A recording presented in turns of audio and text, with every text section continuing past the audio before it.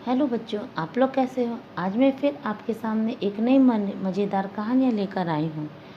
आप लोगों ने मेरी पुरानी कहानियाँ सुन ही ली होगी जो आपको बहुत पसंद आई होगी, जिससे आप लोगों ने बहुत सारी नई बातें सीखी होगी। चलिए बच्चों, अब आज की मज़ेदार कहानी शुरू करते हैं, जिसका शीर्षक है छोटा राजपुत्र।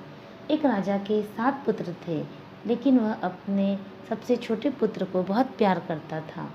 इसलिए अन्य 6 राजपुत्र अपने सबसे छोटे भाई से ईर्ष्या किया करते थे। एक दिन उन सब ने मिलकर अपने छोटे भाई की हत्या करने की योजना बनाई। योजना अनुसार वे सब जंगल में शिकार खेलने गए और छोटे भाई को भी साथ ले लिया। जब वापस लौटने लगे तो उसे जंगल में ही छोड़ दिया और स्वयं महल में लौट आए। राजा ने जब पूछा तो सब बोले, पिताजी, छोटे को तो बाघ खा गया।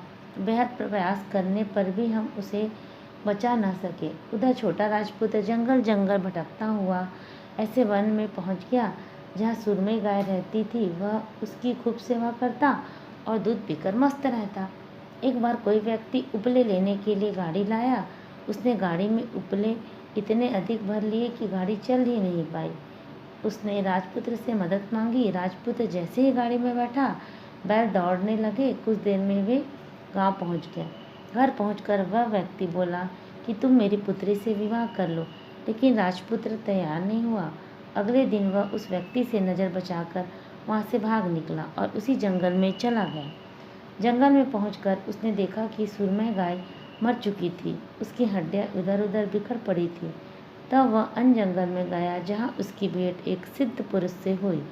उसने उसे अपना गुरु बनाया और उससे अमृत प्राप्त कर पुनः उसी जंगल में पहुंचा जहाँ सुरमई गाय की हड्डियाँ बिखरी पड़ी थी।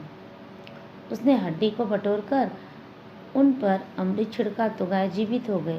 वह फिर पहले की तरह सुखपूर्वक रहने लगा। एक दिन वह अनार के वृक्ष पर बैठा अनार खा रहा था कि उसे अपनी माँ की याद आ गई।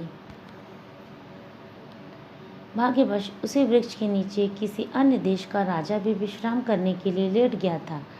जैसे ही राजपुत्र के आंसू राजा पर गिरे, उसने ऊपर की ओर देखा और नीचे बुलाया और अपने साथ ले गया। महल में ले जाकर राजा ने अपनी इकलौती पुत्री का विवाह उससे कर दिया। अब वह छोटा राजपूत अपनी पत्नी के साथ आनंद से रहने लगा।